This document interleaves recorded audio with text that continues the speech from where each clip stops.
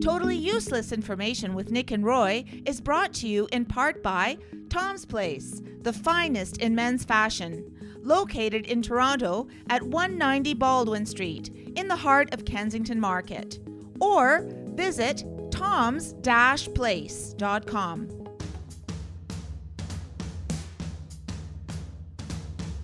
It's everything you never needed to know. This is Totally Useless Information with Nick and Roy. Listen, laugh, and learn. In Kentucky, what is a woman not allowed to wear on the highway? And it's the law. Yeah, all right. Can smelling your partner's scent reduce stress? Hi, I'm Nick. And I'm Roy. And this week, we scoured the internet to find out these useless tidbits just for you. Plus, we'll answer your question in the mailbag segment. Can a high-pitched voice shatter a wine glass? And in the news, her boyfriend did what to her face? And now she has a sinus infection? Totally useless information. It's everything you never needed to know. All rise! Totally Useless Information Court is now in session. This is Totally Useless Law Information with Nick and Roy. Objection. Overruled. Overruled indeed. Thanks for joining us. Nick, Yeah. I feel as though we've done something wrong. I think there's a peace officer in the room with us. Not only that, but he's a former homicide detective. So What did you do again, Nick? I'm thanks for- sorry, not again. I wouldn't know anything about it. thanks for joining us on the show. Almost 90 countries around the world, coast to coast to coast in Canada on the iHeartRadio Talk Network. And we do have a special guest. It is iHeartRadio's crime specialist. Now, not because he knows how to commit crimes, he knows how to solve the crimes. It's Mark Mendelson, a former Toronto homicide detective. Mark, thanks for joining us on Totally Useless Information with Nick and Roy. My pleasure, and Roy, I do hope you have an alibi. He does. So, Mark. I do. And the fact that she's a hooker doesn't mean anything. Wow. We're not getting into credibility here. I'm worried because you lose in that department. I know. I'm done. You're done, man. He could spot you a mile away. How many years were you a detective, Mark? I was with Toronto Police for 29, but I spent close to 15 years as a lead investigator in the homicide squad. So pretty well half my career. Is there a difference Wow. between let's say, a normal, regular detective and a homicide detective? Well, the difference is in the type of work. I mean, we're all used to watching reality shows and TV shows of sort of those divisional or precinct detective offices, right? Mm-hmm. And of course, we have those in Toronto and all over Canada, and that's a different kind of investigative, entity because it's a constant flow of bodies coming in. You've got guys who beat somebody up in a bar, and you got drunk drivers, and you got people that broke into houses, and you got intimate partner violence suspects and things like that. So those detectives are constantly just putting these people, into the system, investigating when they can. But it's like a MASH unit. It's a constant. If it's an 8 or 10-hour shift, the bodies are just coming in and coming in and coming in. So there's not a lot of time for really in-depth types of investigations. When you get into homicide, and it doesn't matter what country you're in, murder is, generally speaking, the most serious criminal offense in whatever country's criminal code. And nobody messes with murders when it comes to investigations. We're given all the time in the world, generally speaking. We're given a lot more resources. They are more high profile. Every time we go out to a call, it's ending up on the news somewhere. The media want their bit of information. So the lens is on you. It's the most serious crime. And there are no time constraints. You can pick up 1 or 2 murders sometimes in the course of 7 or 8 months. And stay with those 2 murders depending on the circumstances. Or Mark, you could be in Chicago and pick up 1 or 2 murders every 15 minutes. Yeah, that's the difference. I mean, I've gone down to cities in the States like Atlanta and Hartford, etc. on my own murders, and I've worked with the homicide guys down there, and they just plow through them like there's no So tomorrow. And they would love more time to do a lot more of the work that's necessary. Fortunately, and certainly in Toronto, we're given the luxury of as much time as you really need. So, Mark, I'm sure the people listening in right now watch CSI and watch shows like that. Is it really like that? Is it like watching the first 48, and things like that? Well, parts of the first 48 are important. Everybody says, it's the first 48. If you don't solve it in that time period, the likelihood of success goes down. That's not necessarily true. Those first hours are really important because, information and memories are fresh in people's minds. That's when you want to get to them. But you've got so many things going on, Roy, in those first 48 hours. You got the first notification. You've got the crime scene that has to be, looked at from a forensic point of view. You've got the autopsies that have to be done to give you the cause and the mechanism of death. You've got witnesses to interview, persons of interest to interview, identifying suspects, doing the victimology. So those first 48 hours are literally mayhem if you're the homicide investigator. But when you watch it on TV and it's 47 minutes, minus commercial time, and they got it solved, generally speaking, that's not the reality. A lot of, most people get murdered by somebody that they know, they have a connection to. Whether it's through family or business or drug dealing or gang activity or whatever, it's those stranger on stranger murders that are really the most difficult crimes to Yeah, solve. I would don't know where to start. figure that. Yeah, I would figure those mass murders too. The serial killer it takes a while to pretty much put together his psyche, you got to put together why this guy would be doing this if he's killing people he doesn't even know. There's no rhyme or reason to it, right? And why they're picking those specific victims. Is it because of the sex of that victim? Is it the hair color? Is it the work that they were in? Is it Well, Nick's out of it. Nick is out of it because he has no hair color. Yeah, exactly. No. So yeah, no. Nick is innocent. He's just totally innocent. Yeah. Totally useless and innocent. Yeah, Nick solves it in the first 48, the first 48 seconds, or he'd forget. Absolutely. Forget about what? So now you're talking about TV shows as we're listening to Mark Mendelson. He's the iHeartRadio's crime specialist. He's joined us here on the show. And so on those TV shows, can you tell us, in your opinion, which one would be the most accurate in terms of what happens in real life? Well, let's start with the most inaccurate. We see these shows where they get in there and everybody's looking at the body. They're rolling it around on the scene, having a look, and people are saying, 6 gunshot wounds, haven't even done the autopsy yet. Then they go back to their office and they get DNA back in about 8 minutes, which is unrealistic completely. All right. And then they type in somebody's name into a computer, and up it comes on the big screen. There's your killer. Here's his picture. Here's where he works. And here's what he had for breakfast yesterday. It's all there. But in reality, the breakfast is important. But it's always a key. You get pea meal bacon or strip bacon. These are all clues that go to. This is what I got out of everything you just said. Breakfast. Yeah. Have you ever been invited to someone's house to play the board game Clue? Yes. Oh no, sorry, it wasn't Clue. What's this other? It's like a murder mystery. Yeah, whodunit or something. Everybody gets a sort of a personality to play. And did you win? Yes, I did win. And you know what? I gotta tell you something. I hated every second of it. They didn't even have enough wine in the place to get me through. Yeah. It drove me out of my mind. And of course, everybody's looking at me saying, "Well, Mark will know the answer to this. He'll know who the bad guy is." And I found it, root canal would have been easier for me to spend. Okay, so now here's another thing that befuddles me. And of course, this is me. This is how I think.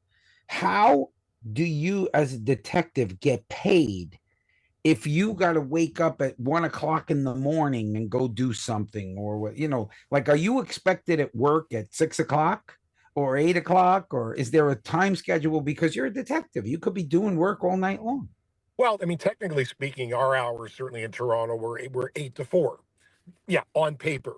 In reality, a different story. When you went on call, when you were the next team up, the next two guys up for the next murder, you stayed on call until you actually got a murder. So you could be on call for 6 hours, sometimes 6 minutes, and sometimes 6 days. And you're getting called constantly in the middle of the night during those time periods by, divisional detectives who think there may be something suspicious about a death. And you've got to make this sort of decision over the phone. Am I getting up? Am I getting in the shower? Am I going out there, or am I going to deal with it over the phone? So there's a lot of overtime involved. Listen, I remember once I went to work in the morning, picked up a murder that afternoon, and worked for like 48 hours straight, and then flew to Bangladesh for 3 weeks. So it's all Wow. part of it's all Yeah. part of the job. It's what you sign up for, and you have to have a supportive family with you to hold you up while you're doing this. I can't tell you how many birthdays, Father's Days, anniversaries I missed because I was standing in a morgue doing an autopsy. So, Wow. Yeah, wow. Well, thank You you. should have married the doctor at the morgue. no, I married a lawyer. Oh no. Oh, even worse. Yeah, I know. Mark Mendelson, we really appreciate your time. Thank you so much for enlightening us. I think we'll have you back because we're going to endeavor in some other another interview type show eventually. But I think we'll have you back on and talk about Stu. I think we can with use. criminals. I think we can use this, Nick, Yeah, absolutely. because this is great. is- Yeah, I love it. Well, I mean- people are interested in this. Otherwise, you wouldn't have all these CSI shows. I mean, really, honestly. Thank you for connecting the dots for us. And Mark Mendelson is the iHeartRadio crime specialist. And full disclosure, I work at News Talk 1010 in Toronto, part of the iHeartRadio network, and one of the radio stations that airs this program. And Mark comes on the show all the time whenever we have stories like this in the news. So really appreciate your time on our show on Totally Useless Information with Nick and Roy. Hey, Nick and Roy will continue with totally useless information. To access the full library of episodes, visit nickandroy.com. That's nickandroy.com. Totally Useless Information with Nick and Roy continues.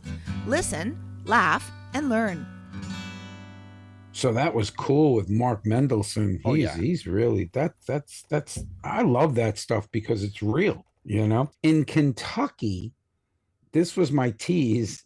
In Kentucky, a woman is forbidden to wear a bathing suit on the highway. No. Really? Yes, unless she's carrying a club. This is the actual law. Unless she's carrying a club or escorted by at least 2 police officers. So she needs to have a club and 2 police officers, or she cannot wear a bathing suit on the highway. The law does not apply. Listen, this is in the law.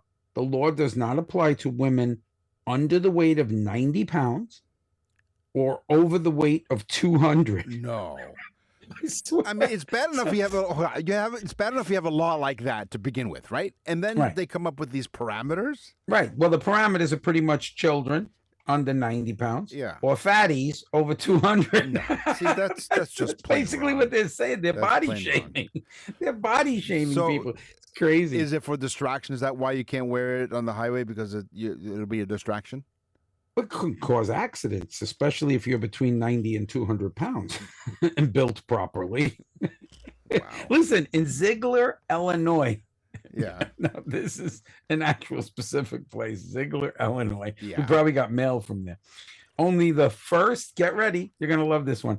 Only the first 4 firemen that arrive at the scene of a fire will get paid. Really? Yeah. So if there's a fire and they say, fire at 3rd and Elm, they rush like maniacs because the first 4 that get there get paid and the other ones don't. Wow. Isn't that nuts? So- And then my last one, Yeah. there's a law. This is legitimate. It was put into law in Massachusetts in 1648. It has been revoked. Okay. But this law was in for many, many, many, many years. In fact, a couple hundred years. The Stubborn Rebellion Law was passed for parents whose children were considered stubborn or rebellious. The parents could ask the judge, the magistrate, to put their children to death. What is wrong with this world? He's being stubborn. He doesn't want to go to school. Please put him to death. But hitting a child is completely out of the question. Unless You can only do that to your wife once a right, month. and unless the child's wearing a bathing suit because they're under 90 pounds. Wow, these are nutty laws. Now, in California, it is illegal to lick. What? Hold on, let me finish. It is illegal to lick a Why toad. the suspense, Nick? It is illegal to lick a toad in California. Yeah, you wouldn't want to lick No. a toad. Possessing the toad's poison called bufotenin is illegal in the state. Yeah. The liquid is extracted from the toad's glands and then dried into a paste. This paste is then smoked, and users soon they become hallucinogenics, right? They have You this know, experience. Nick, I'm going to tell you something else too that could happen, and Yeah. this is a cause for concern. Yeah. You kiss a toad, nothing good can happen, Nick. So don't lick a toad while you're in California. And in Tennessee, in Tennessee, children need a license to play games on Sunday. Except it's not true. So I saw the headline No? at first, and because you're looking at strange laws, illegal. It's not true. It's inaccurate, not really a real law. It's probably organized games. Something like that. There's a law in Tennessee Yeah. that prohibits minors from playing bingo or anything. There's a lottery. Yeah, well, it's tough to play bingo with that hat with the light on. No, not that kind of minor. And a parakeet in the cage. Yeah. And apparently that statement, the law, they say, is likely a fabricated fact, often circulated for comedic effect. Well, we're not laughing because No. we took it seriously. On totally useless information with Nick and Roy. From Beethoven to Bieber, rock and roll to rhythm and blues. This is totally useless music information with Nick and Roy. Way back when, in 1912, I remember it well. It was my first Olympic trip. No, I'm just kidding. I'm just saving you the trouble of telling. What was that like, Nick? That's when Nick had just come back from the big war. That's right. It was W1. That's what it was. W1. Have you heard some of the veterans talk about that? It was W2. WW2. WW1 when they hit the camp. And then they really confused people when the internet came around. They said WWW. Wait a minute. How many wars were there? They hit us with mustard gas, and I said, "What? No hot dogs?" What? No relish? Could you imagine? Sauerkraut first.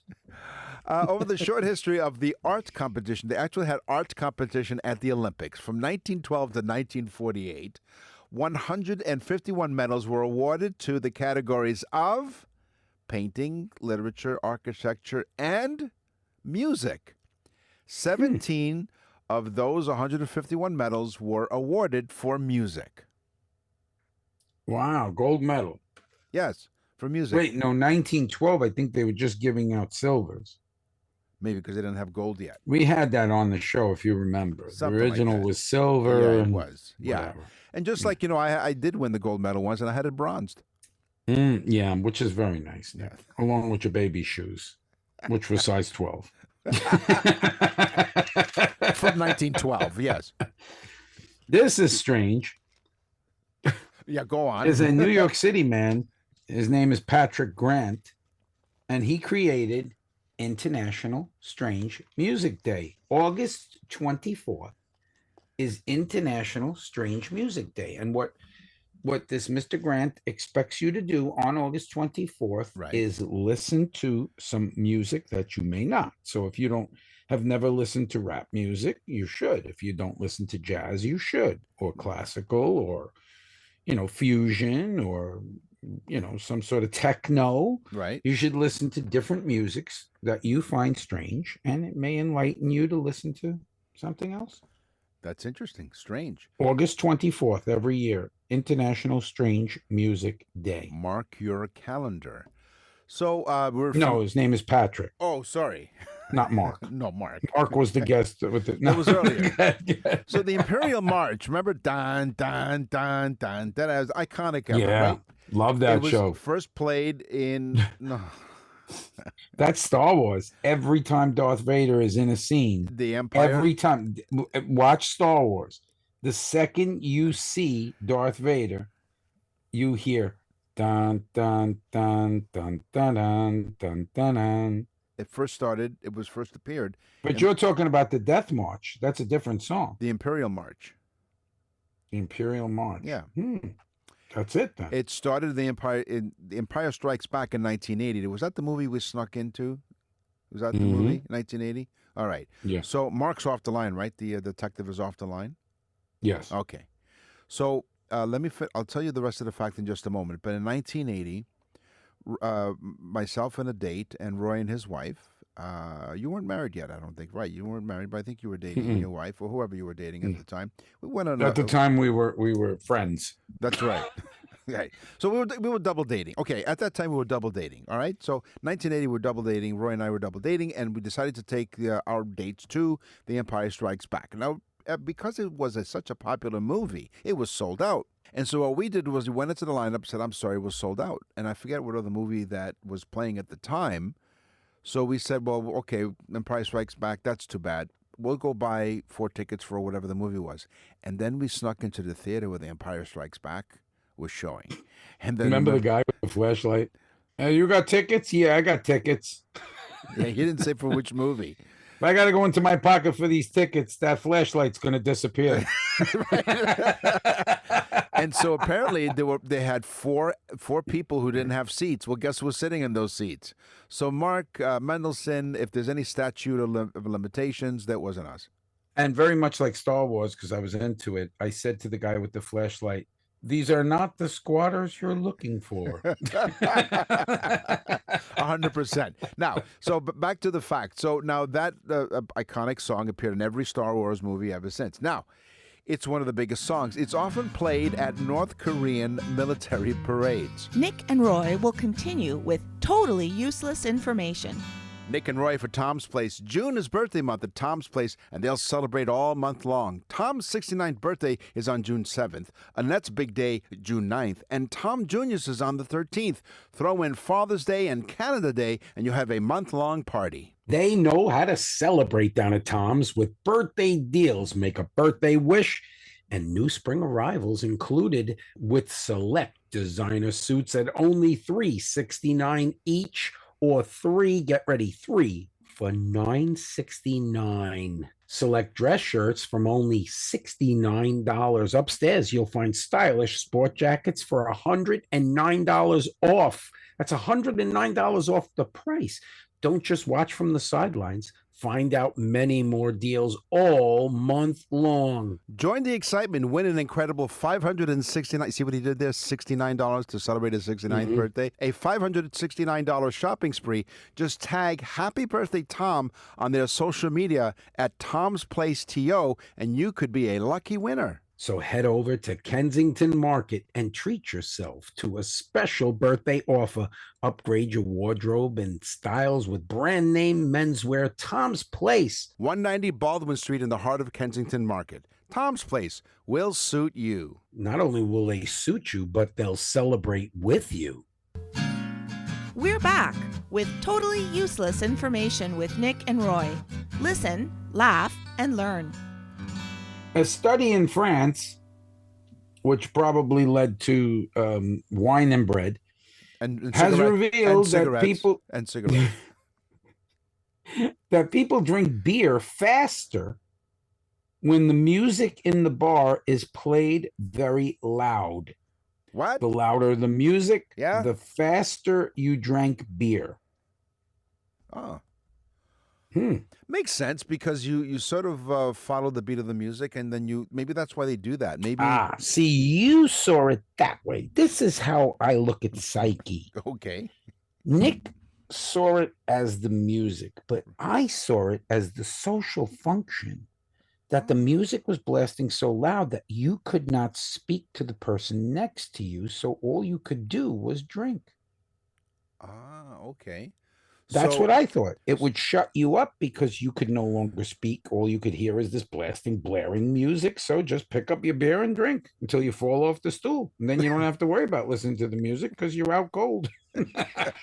exactly. So you looked at it from a different psyche. I looked at it from a different psycho. You looked at it through the music lens. Right.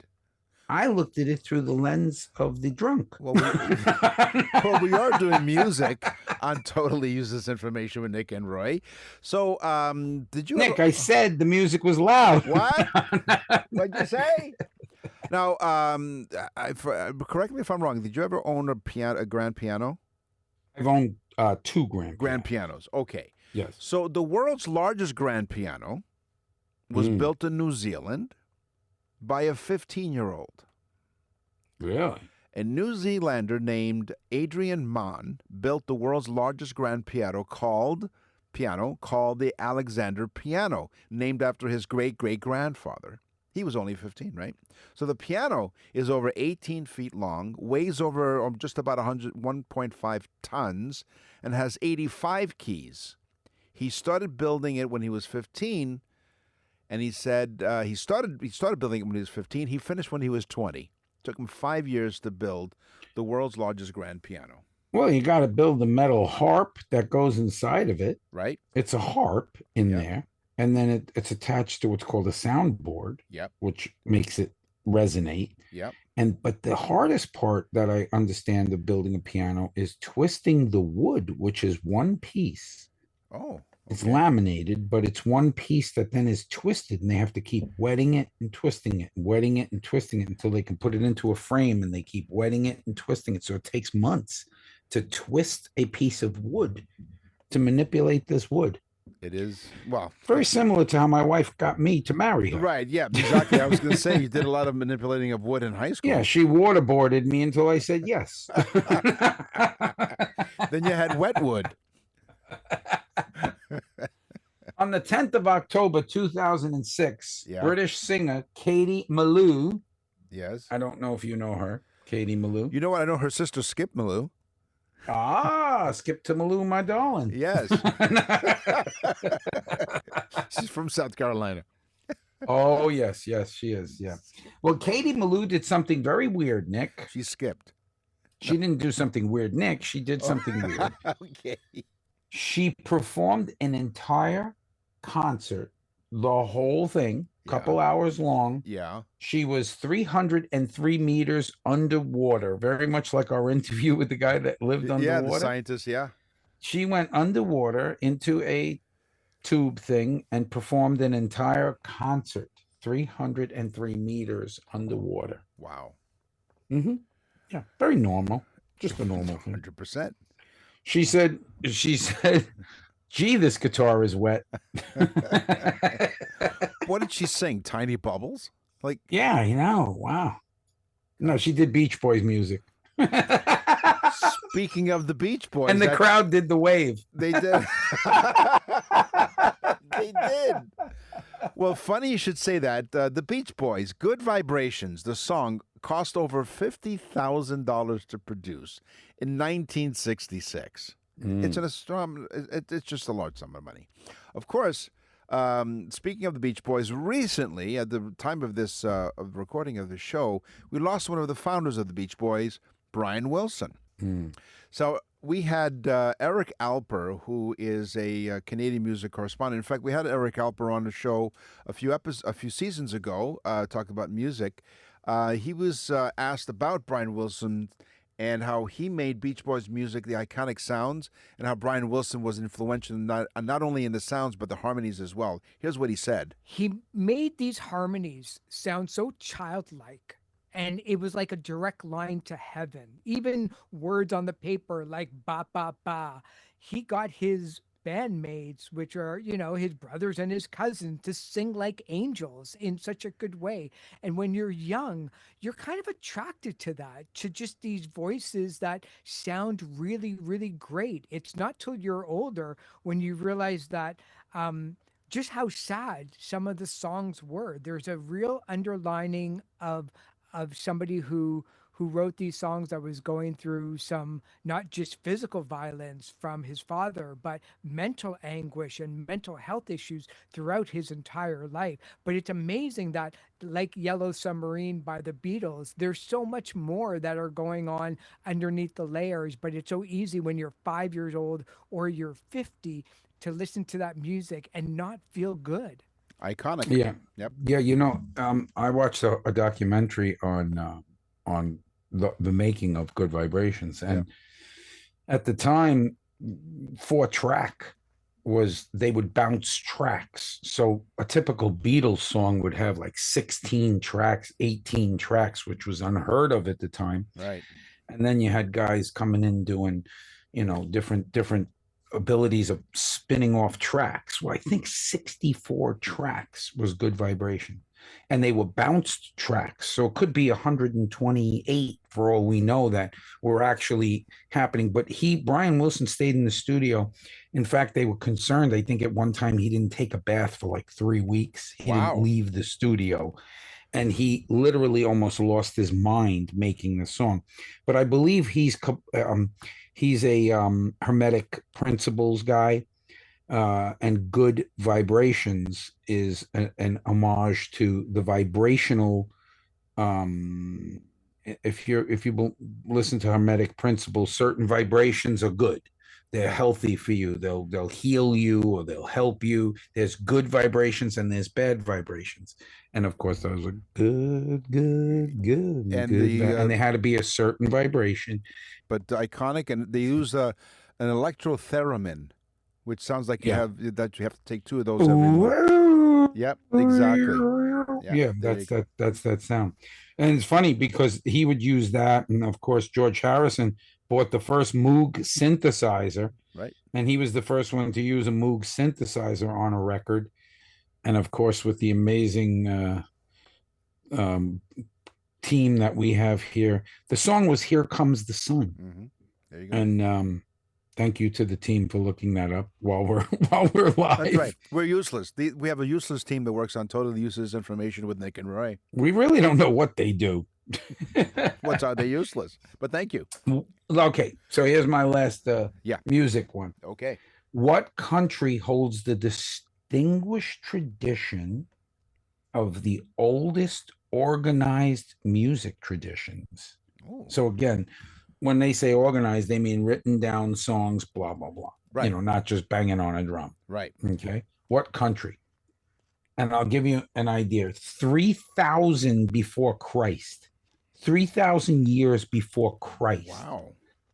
So it could only be one of maybe 3. Yeah. Okay. It's China. Not the Greeks, not the Mesopotamians, but the Chinese. They wrote the music down. They were very big on documenting everything. The Emperor's Book and all that stuff. But they felt music was important. Again, another vibration thing. And 3000 BC, the Chinese started organizing their music.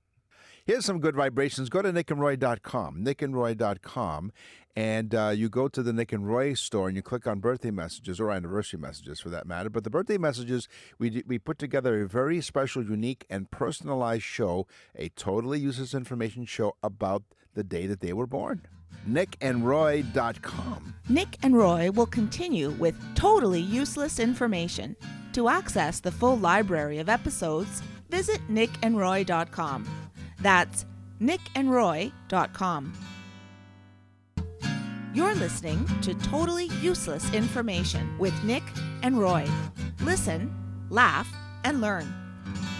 Here's my teaser. I love the smell of my spouse in the morning. Studies indicate that smelling your partner's scent, particularly through their clothing, can reduce stress and increase feelings of calm. Like, do you like smelling your wife's clothes?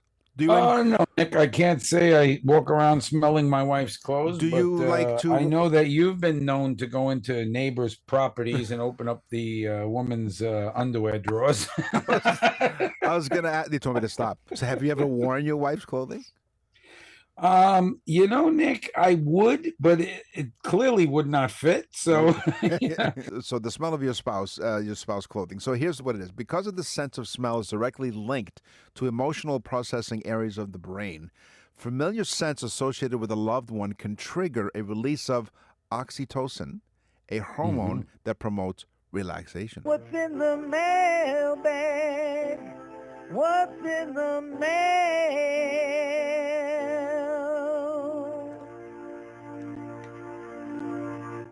So I'm going through the mail, Nick, Yes, mailbag. and Nick always picks the one where people ask people, like questions to do something. Yes. I always mark those as for Nick. Okay.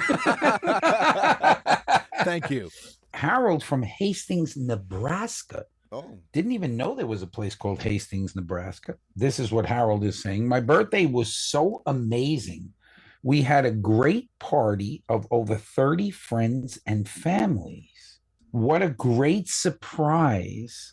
The highlight, the best surprise of my entire birthday, the highlight was when my daughter brought out a computer, and played the birthday message that she had got from me from you to the entire crowd. Oh, wow. It was so cool. And it was crazy. When it finished, people stood up and began to applaud. Oh, nice. Oh, how cool is that? Okay. Yeah, He said it was my best day ever in my life and my best birthday ever. Thank you so much, Nick and Roy, for what you did. John from Toronto says, Dear Nick and Roy, I totally support your show. We love your banter and your jokes, although sometimes they're corny. Who asked you? Anyway, here's my question. Can a high-pitched voice shatter a wine glass? High-pitched sound, particularly the one that matches the natural resonant frequency of the glass, can indeed break it. So the phenomenon is a demonstration of resonance, where the sound waves vibrate the glass at a specific frequency. 556 hertz at 105 decibels is what will do it, as long as the consistency of the thin glass is the same. On the show today, we talked about law. We spoke to the iHeartRadio crime specialist, Mark Mendelson. Thanks again for joining us. We talked about music. We talked about sex. It's time for the news. And now, from around the corner and around the world, this is TUI News. A woman, doesn't say where, by the name of Christine. Probably Florida. Well, it says here an American woman, so this story must come from overseas. But an American woman, Christine Connell, suffered a sinus infection for 7 years. What? She had the 7-year sinus infection. Mm-hmm. She believes that this sinus infection started 7 years, started after an incident with her ex-boyfriend in 2016. Okay? She remembers this. Well, doctors found E. coli bacteria in her sinuses. They suspect that the E. coli entered her sinuses during the incident. Now, she tried... Is this a point of insertion? Connell tried antibiotics and nasal sprays without success. Now the doctors are considering... Sounds to me like she got it from a nasal spray. considering surgery. Now, the species of bacteria that particularly located within the intestines is what it was. So the woman... Yeah, E. coli is from poop. So she had suffered from persistent sinus infection for 7 years. Mm-hmm. And the incident, which she shared on her TikTok, because, why not share all of the personal stuff on TikTok? No, well, of course, nobody sees that. She said that the infection started after a strange incident, like we said, 2016. She was recovering from ankle surgery in a hotel room when her then boyfriend, according to her, stood naked between their two beds and released a really loud fart near her face. Wow, no. Okay. Wait a minute. He passed gas. He passed gas near her face. Into her face. She was lying down and accidentally inhaled I mean, it. she was injured, so Right. she couldn't even get out of the way of That's the blast. right. She had ankle surgery. So she was The lying. methane gas hit her in the face. She accidentally inhaled it. She accidentally inhaled the either pungent methane gas that was filled with some E. coli. fecal matter. Right. So this guy blasted off so bad that fecal matter flew out. It did. It was a matter of fecal, yes. So shortly after, Connell began experiencing serious sinus problems. Actually, I'm going to make the alliteration. Let me just rephrase that. Shortly after, Connell began experiencing serious sinus symptoms. Make the alliteration. Very good, Nick. Thank you very much. Serious sinus symptoms. She had trouble breathing through her nose. Well, where else will she breathe from? Anyway. Well, she could breathe from her mouth, but it's a good thing she didn't do that either. Right, that yeah. would have left a you-know-what taste in her mouth. She had constant headaches and facial pain. Well, now, let me ask you a question. So this guy walks in the room, he gets naked, and he says, right. hey, I think this will be fun, and he releases gas in her face. Right, that's correct. Were they, now, again, I have to dig down just a bit deeper. Just a Not that little I bit. really want to dig deeper into that, but... What are you, a proctologist? So she said that the doctor said, although extremely rare, bacteria can spread unexpectedly. This case is a good example. And he had clothes on, it would have spread so Exactly, it would have been unexpectedly. filtered. So now, it's not clear in this story if he intentionally wanted to release past gas in front of her or in her face. But maybe it was just the positioning because, like she said, she was laying down on the side and she accidentally inhaled it. So I don't know if it was. No, you don't lay down on the side. Well, then again, maybe he just pulled the bed covers down and happened to lean forward and bang, right into her face. What was that? you know? What do they call it? A Dutch Did oven? he apologize? This says here in the story, it says that it's her ex-boyfriend. Is this the reason why they're no longer together? Yeah, come on. That's all the time that we have for this episode. So no, wait. You're ending the show on Yes, I am on this ending. note, I am which is ending. usually like B minor. Hey, you know what? You just came up with something. I think we need Yeah. to find out what note do most flatulent sound like.